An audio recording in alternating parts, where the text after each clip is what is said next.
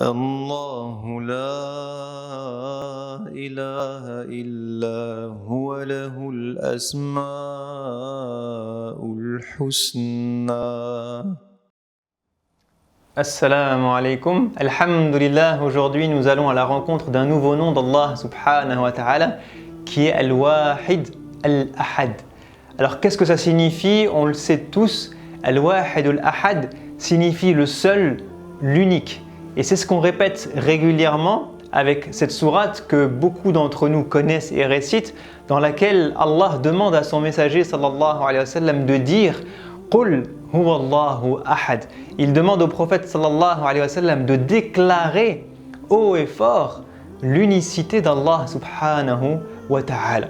Donc c'est une parole qu'on répète, qu'on connaît, c'est un nom qu'on connaît et qu'on dit régulièrement dans nos prières, dans nos récitations, mais malheureusement, ce n'est pas toujours un nom qu'on comprend, qu'on médite et qu'on applique. Ce n'est pas forcément un nom dont on a compris l'étendue de ce qu'il voulait dire en termes de foi et en termes de cœur.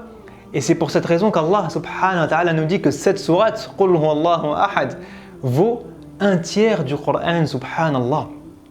Tellement ce mot, ce nom est important dans notre foi, dans notre dogme, dans notre croyance. Alors comment comprendre ce que ça veut dire?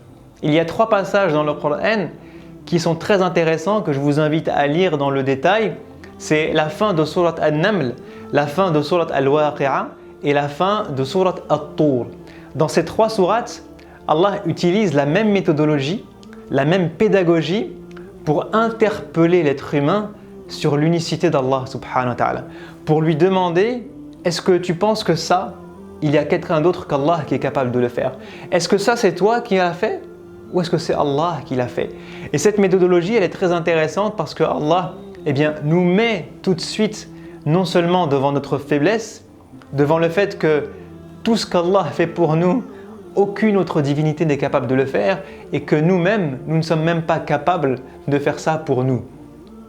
Allah dit par exemple dans sourate An-Naml, en commençant cette série de questions, il dit أَمَّنْ خَلَقَ السَّمَاوَاتِ وَالْأَرْضَ وَأَنزَلَ مِنَ السَّمَاءِ مَاءً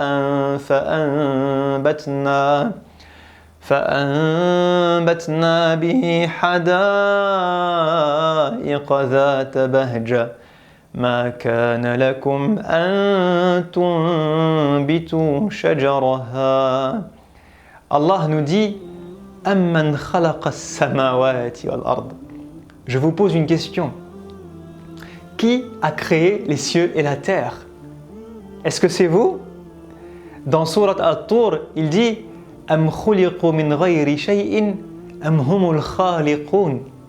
Est-ce que vous avez été créés comme ça, par hasard, de néant? C'est pour ça que vous avez oublié qui était l'unique créateur? Ou est-ce que peut-être vous êtes vos propres créateurs? Am humul khaliqun. Vous vous êtes créés vous-même? C'est vous qui vous avez donné vie, qui vous êtes donné vie? C'est pour ça que vous oubliez que Allah est unique, qu'il n'y a pas d'autre créateur si ce n'est Allah subhanahu wa ta'ala. Dans ce verset de sourate An-Naml, Allah nous dit mais qui a créé les cieux et la terre? C'est vous? Qui a fait descendre sur terre l'eau, la pluie? Est-ce qu'un être humain aujourd'hui est capable de dire « je suis responsable de la pluie » ? C'est moi qui fais descendre la pluie? Est-ce que quelqu'un est capable de dire « c'est grâce à moi que les plantes grandissent, que les arbres poussent » Ma kana lakum an tumbitu shajaraha. Allah a créé les cieux et la terre. Il a fait descendre la pluie, l'eau sur terre, et grâce à cette eau, il a fait pousser des plantes, pousser des arbres que vous auriez été incapable de faire pousser tout seul. Incapable. Et Allah clôture le verset avec cette phrase et cette question qui est forte, qui est magnifique. Il dit A ilahum ma'allah. Est-ce que Allah a un autre Dieu avec lui? Est-ce que vous avez identifié une autre divinité qui a fait ça? Dans sourate At-Tur, c'est l'être humain qui est questionné. Est-ce que c'est toi qui as fait ça? Est-ce que toi, tu es une divinité? Tu es capable de faire ça? Et la réponse est bien évidemment non. La réponse à ilahum ma'allah est bien évidemment la ilaha illallah. Ya Allah, nous témoignons de ton unicité. Nous témoignons du fait que tu es le créateur, l'unique, le seul. Nous témoignons du fait que tu es Ar-Razzaq, celui qui subvient à nos besoins, l'unique, le seul. Nous témoignons du fait que tu es celui qui nous a créés, nous, qui a créé tout ce qu'il y a autour de nous, qui nous donne à manger et à boire, l'unique, le seul. Subhanahu wa ta'ala, tu es unique, ya Allah. 2 versets plus loin, Allah nous pose une autre question qui fait mal au cœur. Il dit أَمَّنْ يُجِيبُ الْمُضْطَرَّ إِذَا دَعَاهُ وَيَكْشِفُ السُّوءَ وَيَجْعَلُكُمْ خُلَفَاءَ الْأَرْضِ أَإِلَهٌ مَّعَ اللَّهِ قَلِيلًا مَا تَذَكَّرُونَ. Allah nous dit أَمَّنْ يُجِيبُ الْمُضْطَرَّ إِذَا دَعَا. Qui répond à l'invocation de celui qui se trouve dans le besoin? Al-Muttar, c'est celui qui est obligé, qui n'a plus d'autre solution, qui a tout essayé et toutes les portes sont fermées. Et il s'est dit, les portes d'Allah sont ouvertes. Alors ya Allah, je t'invoque parce que je n'ai plus d'autre solution. Je suis dans le besoin et je suis dans l'obligation. Je n'ai plus d'autre choix que de t'invoquer toi, ya Allah. Allah nous dit, qui accepte son invocation? Qui répond à cette invocation-là? Et il termine le verset avec qalilan ma tadhakkarun. Vous êtes très peu à vous rappeler. Combien de fois, toi et moi, combien de fois nous, combien de fois l'humanité a levé ses mains et a dit ya Allah, j'ai besoin de toi. Et combien de fois il nous a répondu? Et combien de fois on a oublié qu'il nous avait répondu? Combien de fois on a oublié cette situation, ce problème, cette épreuve, cette galère, cette volonté, cette ambition, ce projet pour lesquels on a levé les mains au ciel en disant ya Allah. Et Allah nous a donné et aujourd'hui on oublie. Allah nous dit A'ilahum ma'allah. Dans ces situations-là, est-ce que vous avez trouvé quelqu'un d'autre pour répondre à votre appel? Quand vous étiez malade et qu'Allah vous a guéri, est-ce que vous avez trouvé quelqu'un d'autre pour répondre à votre appel? Quand vous étiez dans la galère et qu'Allah vous en a sorti, est-ce que vous avez trouvé quelqu'un d'autre pour répondre à votre appel? Quand vous ne saviez plus où aller et qu'Allah vous a guidé, est-ce que vous avez trouvé quelqu'un d'autre pour répondre à votre appel? Qui a répondu à votre appel? Lorsque vous êtes levé à 2h du matin pour lui dire Ya Rabb, qui vous a écouté? Qui vous a répondu? Qui sait ce que vous vivez? Ilahum ma'allah. Est-ce que vous aviez une autre divinité qu'Allah? Et là on lui répond La ilaha illallah. La ilaha illallah. Ya Allah, nous témoignons que tu es l'unique, le seul à nous entendre, le seul à savoir ce qu'on vit, le seul à savoir exactement ce dont on a besoin et le seul capable de répondre à nos invocations, le seul capable de nous donner ce dont on a besoin. Tu es le seul, Al-Mujib, celui qui répond à l'invocation de celui qui invoque. Et il dit وَجَعَلَكُمْ خُلَفَاءَ الْأَرْضِ. Il vous a nommé, il a fait de vous les responsables, les gérants de la terre. Qui peut faire ça? Il vous a nommé les responsables, vous les êtres humains. Il a assujetti le ciel, le soleil, la lune, les animaux, la terre, les mers, les plantes. Pour qui? Pour vous? Ilahum ma'allah. Est-ce que l'un d'entre vous est capable de contrôler le soleil? Est-ce que l'un d'entre vous est capable de contrôler les marées si la lune se décale ne serait-ce que d'1 millimètre de son orbite? Est-ce que l'un d'entre vous est capable de contrôler la quantité de matières premières qu'il y a sur Terre, de produits pour manger, pour boire qu'il y a sur Terre? Il y a des pays où c'est la famine, il y a des pays qui sont boycottés, il y a des pays où il y a des restrictions économiques et d'autres pays se retrouvent en conséquence en galère. Qui vous a donné tout ça? qui a assujetti la terre pour vous et a fait de vous, les êtres humains, vous a nommé, vous, responsables, gérants de cette terre. A ilahum ma'allah. La ilaha illallah. Allah dit dans un autre verset, أَمَّنْ يَبْدَأُ الْخَلْقَ ثُمَّ يُعِيدُهُ وَهُوَ أَهْوَنُ عَلَيْهِ أَمَّنْ يَبْدَأُ الْخَلْقَ ثُمَّ يُعِيدُهُ وَمَنْ يَرْزُقُكُم مِّنَ السَّمَاءِ وَهُوَ أَهْوَنُ عَلَيْهِ. C'est un autre verset, désolé. C'est Surat Ar-Rum. Qui est celui qui démarre la création et ensuite la refait vivre, la refait naître? Qui est celui qui va vous appeler le jour du jugement? Qui est celui qui va vous pardonner vos péchés? Qui est celui qui va vous ressusciter le jour du jugement? Qui est celui qui vous fera rentrer au paradis ou en enfer? A ilahum ma'allah. Est-ce que vous trouverez une autre divinité qu'Allah qui est Al-Ghafour, Al-Ghaffar, Al-Tawwab, Al-Rahim, qui va vous pardonner vos péchés, Al-Shakur, qui va vous donner votre récompense le jour du jugement, Al-Raouf, qui aura de la compassion pour vous et pour vos erreurs, et celui qui vous fera rentrer au paradis, Inch'Allah. Ilahum ma'allah. La ilaha illallah. La ilaha illallah. Dans Surat At-Tur, Allah pose encore une autre question. Am indahumul ghayb. Est-ce que vous pensez que votre savoir, votre connaissance est tellement grande que vous avez oublié qu'il y avait un monde invisible? Vous avez oublié que vous étiez un tout petit être humain, que votre cerveau était tout petit, que la connaissance d'Allah subhanahu wa ta'ala était infinie?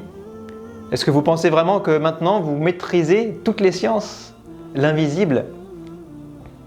Allah subhanahu wa ta'ala nous appelle à nous rappeler qu'il est l'unique créateur, qu'il est l'unique qui nous a donné la vie, qu'il est l'unique qui nous entend et qui répond à nos invocations, qu'il est l'unique qui est capable de nous donner tout ce dont nous avons besoin dans la création pour vivre, pour manger, pour boire, pour agir, pour évoluer économiquement, personnellement, socialement.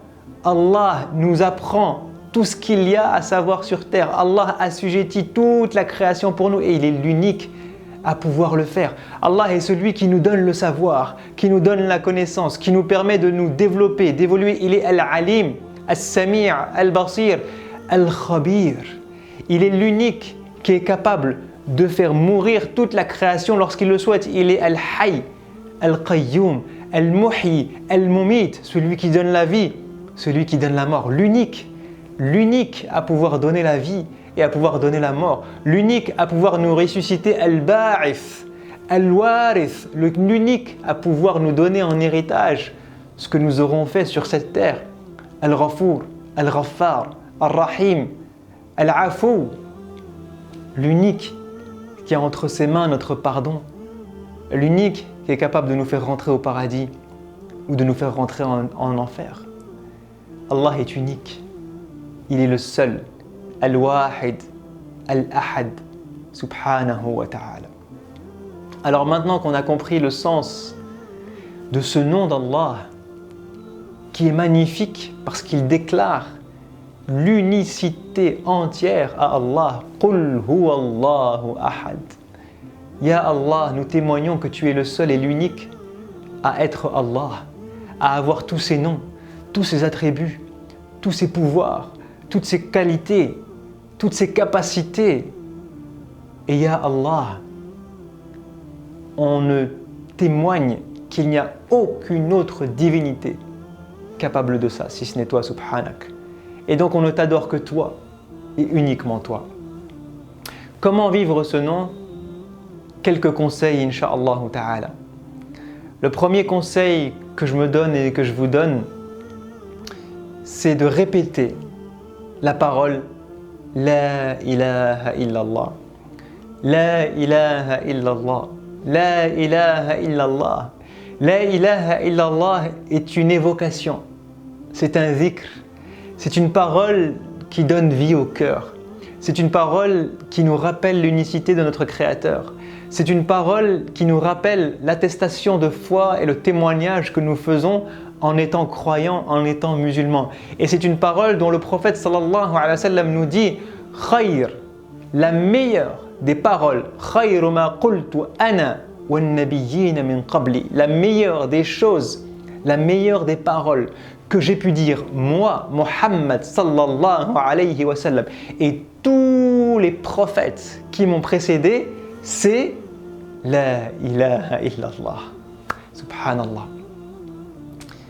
La meilleure des paroles que les êtres humains aient prononcées de toute l'histoire de l'humanité, de plus grand jusqu'au plus petit, de tous les prophètes, de tous les messagers, jusqu'à notre messager sallallahu alayhi wa sallam, la meilleure des paroles, c'est la ilaha illallah.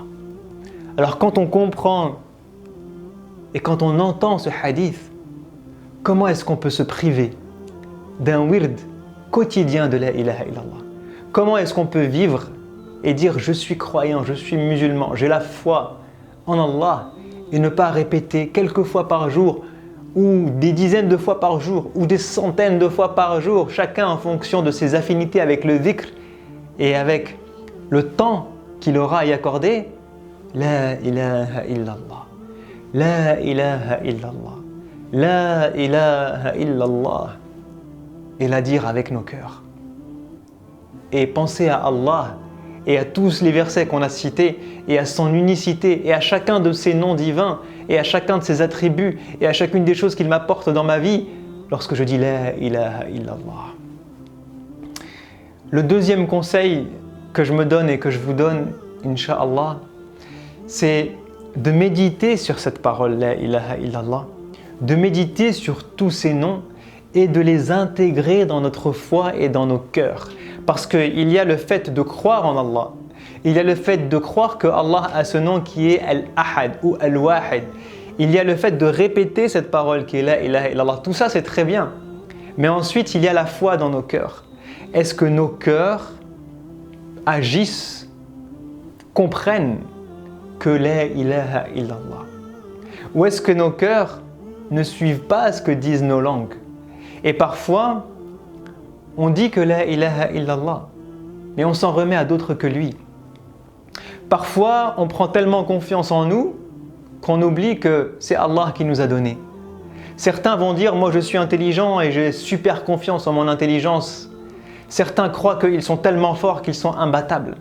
Certains croient que leur santé est éternelle. Certains croient que leur bien et leur argent va les sauver et ils s'en remettent à leur argent et leurs biens. Certains pensent que c'est leur compétence, leur statut, leur beauté, ce que vous voulez, qui fait d'eux leur valeur et ils s'en remettent pleinement à ces choses-là. Chacun des êtres humains a parfois ce défaut de s'en remettre à certaines de ses propres qualités, de ses propres compétences, voire à s'en remettre à d'autres. Croire qu'un tel a le pouvoir absolu de me sauver, croire qu'un tel a le pouvoir absolu de me guérir, croire qu'un tel a le pouvoir absolu de me sortir de la galère financière. Et oublier que tout est entre les mains d'Allah subhanahu wa ta'ala.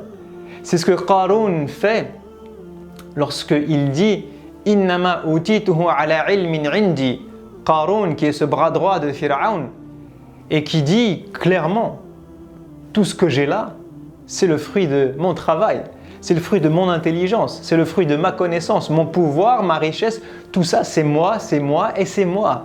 C'est pas Allah qui m'a donné, c'est pas Allah qui m'a appris, c'est pas Allah qui m'a gratifié, c'est pas Allah qui m'a envoyé des bienfaits. Non, tout ça je ne le dois qu'à moi et à moi-même. Donc je m'en remets à moi et à moi-même. Et j'ai totalement confiance en moi et en moi-même. Jusqu'à ce que Allah fasse disparaître tout ce qu'il a. Et lorsque Allah fait disparaître notre intelligence, lorsque Allah fait disparaître notre santé, lorsque Allah fait disparaître nos biens, notre argent, lorsque Allah fait disparaître notre travail, lorsque Allah fait disparaître ce qu'on croit être acquis, qui est à nous, qui vient de nous et sur lequel nous nous reposons, là on comprend qu'en fait, on n'est rien.